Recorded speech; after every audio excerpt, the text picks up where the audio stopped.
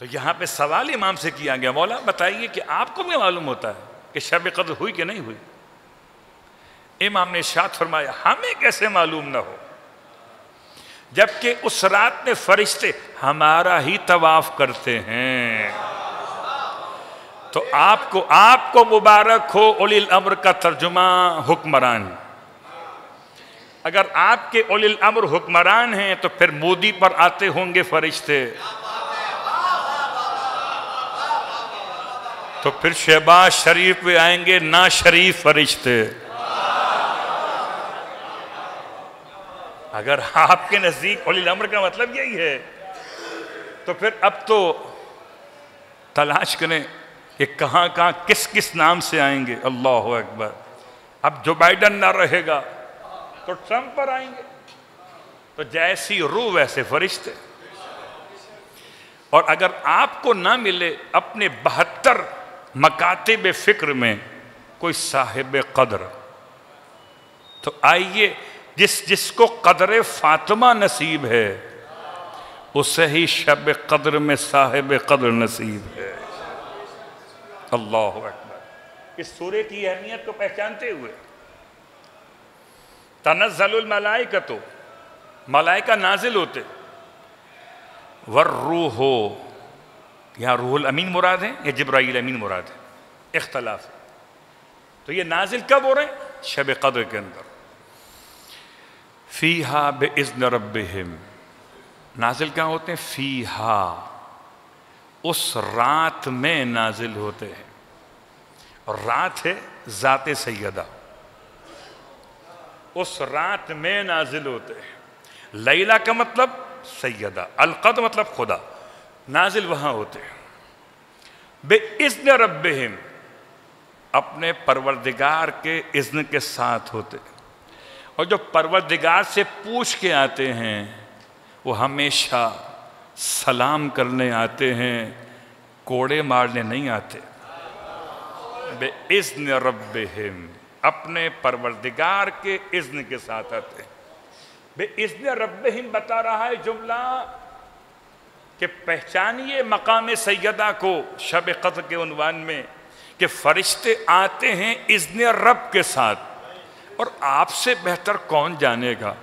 آپ تو حدیثی کے ساتھ سن کے حدیثی ہو گئے، حالانکہ سنتے ہی کتنا۔ صلوات پڑھیں محمد و آل محمد۔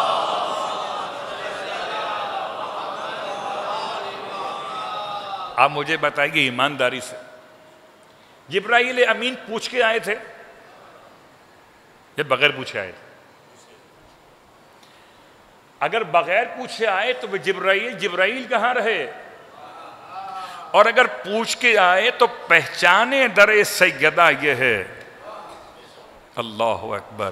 پہچانے ردائے سیدہ یہ ہے کہ فرشتے بھی پوچھ کر آتے ہیں بِإِذْنِ رَبِّهِمْ۔ اللہ اکبر۔ آج کی حد تک بات کو روکتا ہوں۔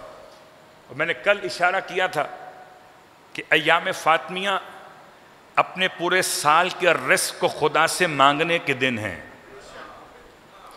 آپ شہزادی کو دینے کچھ نہیں آئے ہیں۔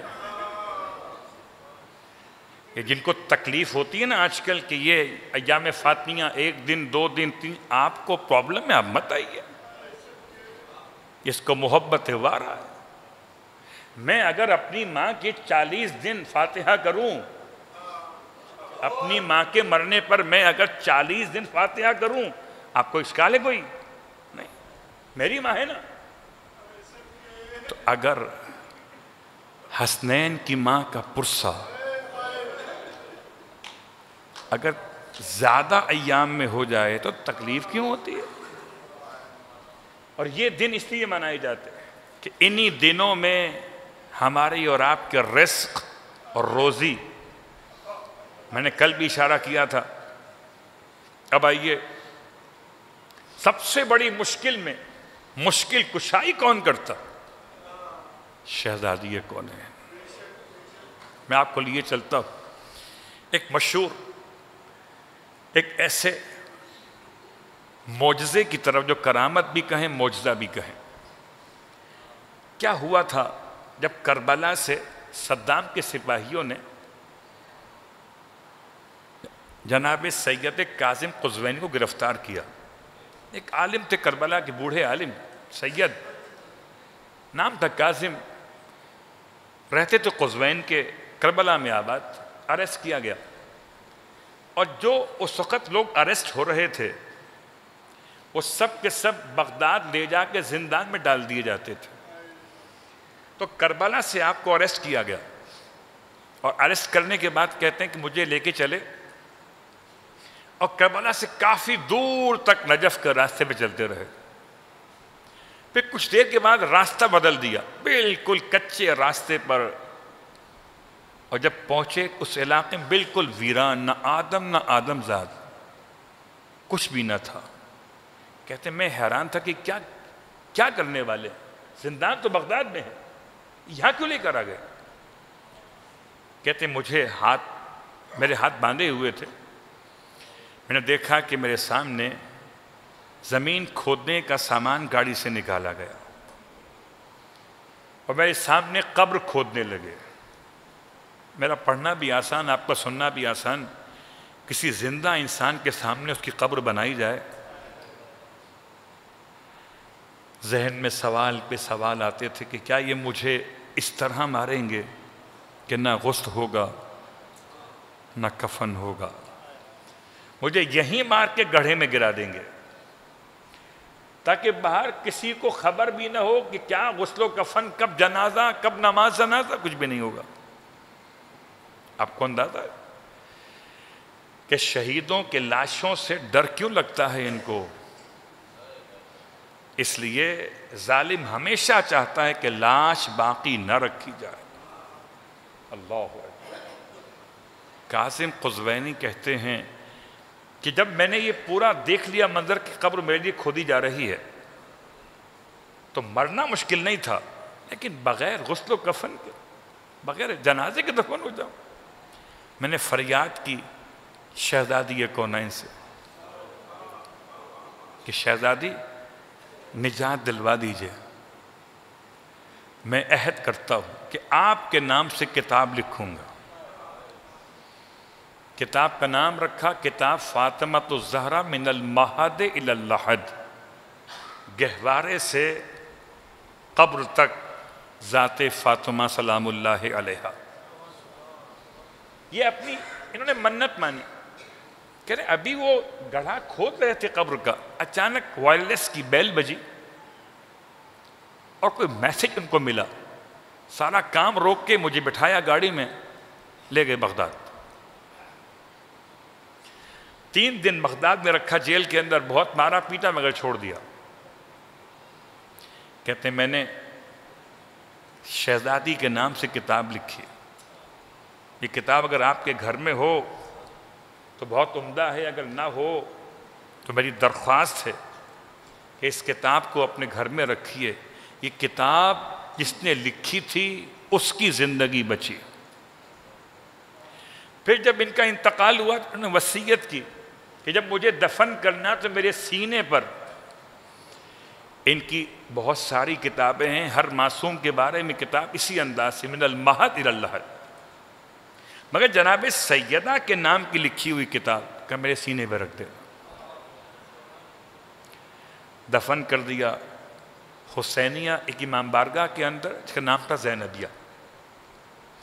اور یہ امانتاً دفن کیے گئے کہ جب حالات ٹھیک ہوں گے صدام کے بعد تو انہیں کربلا منتقل کیا جائے گا. حالات بھی تبدیل ہوئے اور یہ امام بارگاہ کی تعمیر و توسیع ہونے لگی تو قبر کھودی گئی.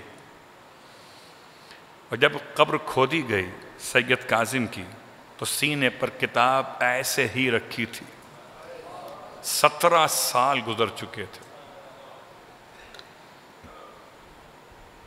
کچھ بھی مت اپنے ساتھ لے جائیے. ایام فاطمیہ کا کوئی رومال رکھیں، ایام فاطمیہ میں رونے کے لیے کوئی رومال رکھیں، اور رومال کہیں ضائع نہ کیجیے، اپنی وصیت میں لکھ کے جائیے. یا کوئی ایسا لباس رکھیے جو آپ صرف ایام فاطمیہ میں پہنیں. وصیت کر کے جائیے کہ میرے مرنے کے بعد اس لباس کو، اس رومال کو میرے ساتھ رکھ دیا جائے. کہ قبر میں جو کام آئے گا صرف سیدہ کا نام کا، وہ عالم ہو کر وہ سیدہ سے توسل کر رہے اور ہم غیر عالم ہو کر سیدہ کے نام کو نہ پہچان سکے۔ واہ غربتا، اے عزاداران فاطمہ زہرا، اے عزاداران فاطمہ زہرا، دل چاہتا ہے کہ آپ کی خدمت میں وہ مشکل ترین مرحلہ بیان کروں کہ جب میرے مولا سے وصیت تھی، میرا مولا وصیت پہ عمل کرنا چاہتا تھا کہ سیدہ کا جنازہ رات میں اٹھایا جائے گا اور اس سب کو خبر نہ دی جائے گی، جنہوں نے سیدہ کو اذیت پہنچائی ہے انہیں تو بالکل خبر نہ دی جائے گی۔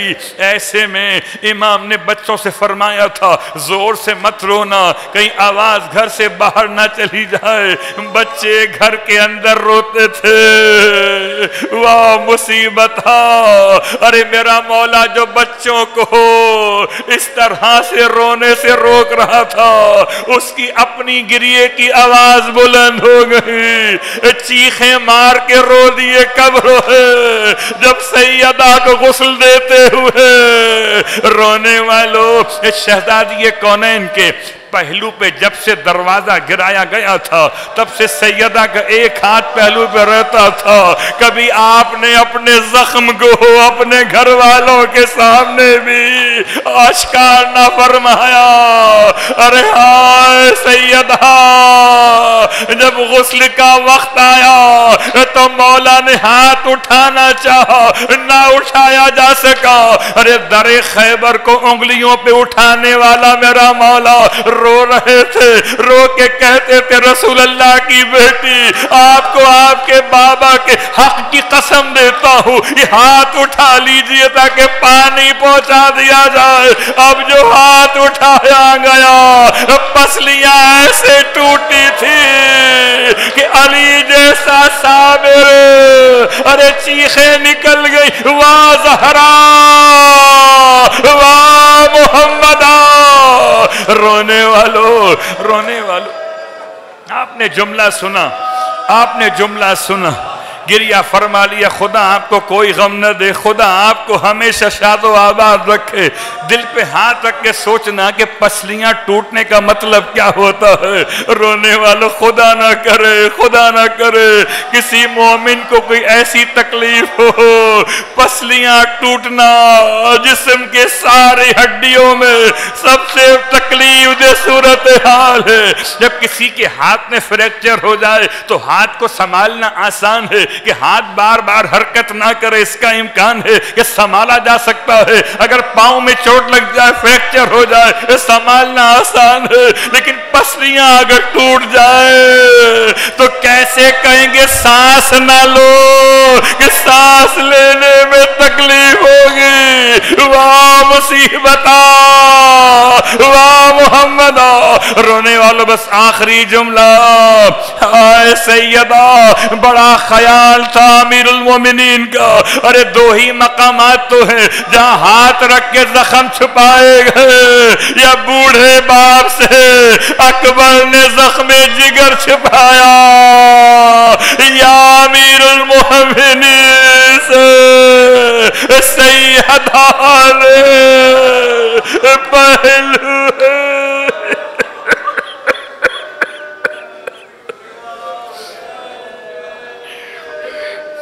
اللہ ولعنت اللہ علی القوم الظالمین وسیعلم الذین ظلموا ای منقلب ینقلبون۔ بار اللہ واسطہ محمد و آل محمد کا ہماری اس عبادت کو اپنی بارگاہ میں قبول و مقبول فرما۔ بار اللہ واسطہ محمد و آل محمد کا میرے مالک، فرش عزا پہ آنے والے تمام عزادار جو اپنی اپنی حاجات لے کر آئے ہیں، شہزادی کونین کے وسیلے سے سنا ہے کہ ماں کی دعا جلدی قبول ہوتی ہے، اور جب ہماری خاکی ماؤں کی دعائیں قبول ہو سکتی ہیں تو حسنین کی ماں کی دعا کیوں قبول نہ ہو؟ شہزادی یہ سب آپ کے عزادار بیٹھے ہیں، کوئی پریشان ہے بیماری سے، کوئی پریشان ہے روزی روٹی سے، ایک ماں کیسے برداشت کرے گی کہ اس کے بچے پریشان ہو؟ اے سیدہ، آپ کو آپ کے شہزادوں کے آنکھوں سے بہتے ہوئے آنسوؤں کا واسطہ، تمام کی مشکلات کو دور فرما پروردگار، نام سیدہ کا واسطہ تمام بیماروں کو شفاء کاملہ عطا فرما، امام زمانہ علیہ السلام کے ظہور میں تعجیل فرما، اور ہم سب کو امام علیہ السلام کے ادنیٰ ترین خدمت گزاروں میں شامل فرما۔